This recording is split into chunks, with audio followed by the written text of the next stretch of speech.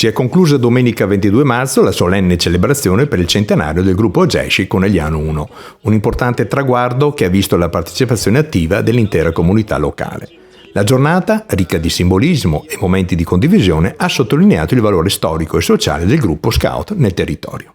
È una giornata importantissima perché si celebrano appunto i 100 anni della nostra presenza qui a Conegliano, 100 anni che sono stati di gioco, di strada e di avventura e dei momenti importanti per la crescita di ciascun ragazzo che è passato attraverso il nostro gruppo, la nostra associazione. Sono stati 100 anni di storia al passato, ma anche vogliamo che siano 100 anni che guardino al futuro attraverso le nuove generazioni, che possano imparare e raccogliere tutto quello che è stato fatto in questi 100 anni e che poi lo possano trasmettere al nuovo mondo che arriverà. Le celebrazioni sono iniziate in Piazza Cima con il tradizionale rito dell'alzabandiera alla presenza delle autorità e dei numerosi cittadini accorsi per l'occasione. Allora io devo innanzitutto ringraziare tantissimo Sara e Paolo, ringrazio anche il Presidente regionale che è qui con noi questa mattina, perché effettivamente quando sono stato contattato ormai qualche mese fa non avevo idea che sarebbe stata una cosa così toccante, così carica di significati, sinceramente. Io non ho mai fatto lo scout, l'altra sera ho partecipato a un evento organizzato appunto agli scout e quando hanno chiesto chi avrebbe voluto fare lo scout io ho alzato la mano, perché all'epoca per motivi sportivi non lo potevo fare, ma li vedevo partire con le tende, con tutti i carichi e mi sarebbe piaciuto farlo. Io vorrei fare una considerazione questa mattina, ne faccio una sola, sarò breve. È una considerazione che faccio molto spesso quando incontro ragazzi delle scuole, avendo istruzione e politiche giovanili. Ora, se noi apriamo un giornale o accendiamo una televisione, un giornale radio, sembra che i giovani siano tutti un branco di disgraziati a leggere i giornali e a sentire radio e televisione.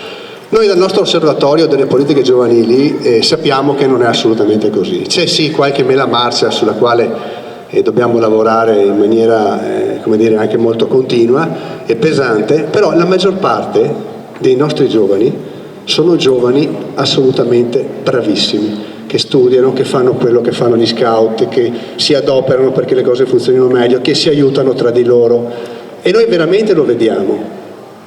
È vero, è una frase abusata, ma è proprio vero che fa molto più rumore un albero che cade di una foresta che cresce.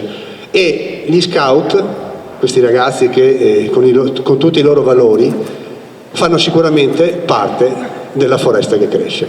Quindi io veramente vi faccio un grandissimo ringraziamento anche per il significato che avete, per quello che state facendo per la nostra società, che ahimè in questo momento non è che sia al massimo della freschezza e della correttezza. Abbiamo bisogno di ragazzi, di giovani come voi che si adoperano perché le cose funzionino e vadano sempre meglio e mai come in questo momento abbiamo bisogno di voi. Quindi io veramente vi ringrazio di cuore come amministratore, vi ringrazio di cuore come papà, come genitore, perché veramente abbiamo bisogno che le cose funzionino meglio e voi siete non solo il presente ma anche il nostro futuro.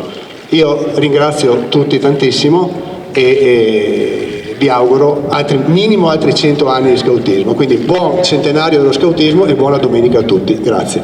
Successivamente la comunità scout si è riunita nel Duomo di Conegliano per la Santa Messa.